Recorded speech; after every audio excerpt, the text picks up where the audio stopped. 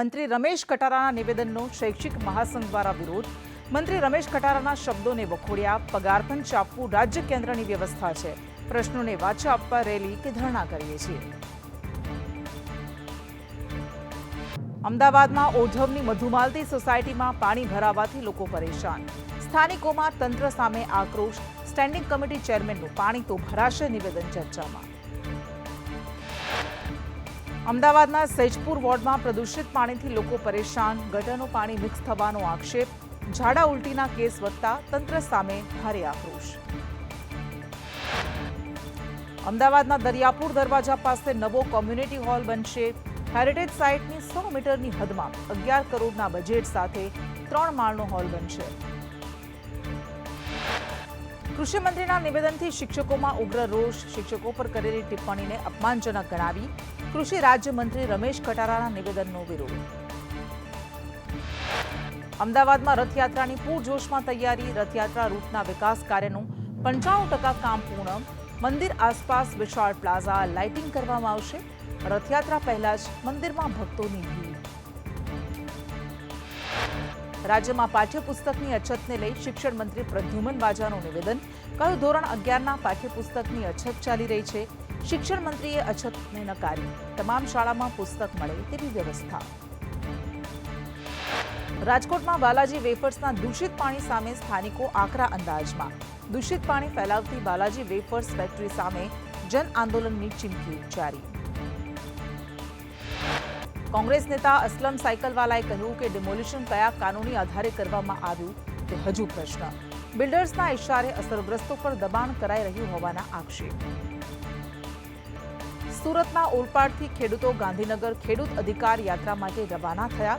ખેડૂતોની 5 મુખ્ય પડતર માંગણીઓ સાથે આવતીકાલે રાજ્યભરમાંથી 1111 ટ્રેક્ટર્સ એકઠા થશે।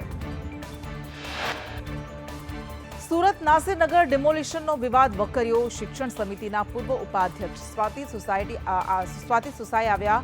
એમએલએ વિનુ મોરડિયાના સમર્થનમાં। કહ્યું, કાજલ હિન્દુસ્તાનીમાં સમજ ઓછી છે। સાળંગપુર મંદિરના કોપીરાઇટ અને ટ્રેડમાર્ક નિર્ણય પર ભક્તોમાં મિશ્ર પ્રતિભાવો। ભક્તોએ નકલી વેબસાઇટ્સ દ્વારા થતી ઓનલાઈન છેતરપિંડી રોકવા માટે આ કાનૂની રક્ષણને અનિવાર્ય ગણાવ્યા।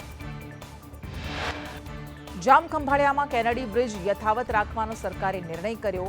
બાજુમાં જ 28 કરોડથી વધુના ખર્ચે નવો 20 મીટર પહોળો 4 લેન બ્રિજ બનાવવાનો નિર્ણય। પોરબંદરના દિલીપ ક્રિકેટ ગ્રાઉન્ડ ખાતે કેન્દ્રીય મંત્રી ડોક્ટર મનસુખ માંડવિયાએ યુવાનો સાથે ક્રિકેટ રમી। રમતગમત પ્રત્યે જાગૃતિ અને ઉત્સાહનો અનોખો સંદેશ આપ્યો। ગીર સોમનાથના પ્રભાસ તીર્થમાં સત્યનારાયણ કથાનું આયોજન। સોમપુરા બ્રાહ્મણ સમાજ દ્વારા આયોજન કરાયું। 108 યુગલ કથામાં જોડાયા। પાટણ પોલીસની પેરોલ ફોલો ટીમે 31 વર્ષથી ફરાર આરોપીની ધરપકડ કરી।